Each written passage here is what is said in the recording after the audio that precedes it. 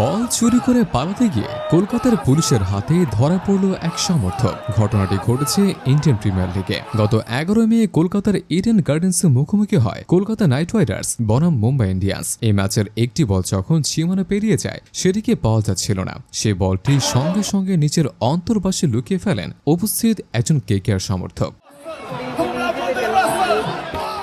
খেলা শেষে স্টেডিয়াম ছাড়ার আগে সেই সমর্থক কলকাতা পুলিশের হাতে ধরা পড়েন। সে ভিডিও সোশ্যাল মিডিয়ায় ভাইরাল হয়ে যায়। সে সমর্থক কলকাতা নাইট রাইডার্সের তারকা ব্যাটসম্যান রিঙ্কু সিং নামের জার্সি পরেছিলেন। পুলিশ তার কাছে বল চাইলে সে বলে তার কাছে কোনো বল নেই। পুলিশ সদস্যরা তাকে তল্লাশি করলে তখন সে বল বের করে দিতে বাধ্য হয়। সে ঘটনার ভিডিও স্টেডিয়ামে উপস্থিত সমর্থকরা নিজের ক্যামেরায় ধারণ করে সোশ্যাল মিডিয়ায় ছেড়ে দেন।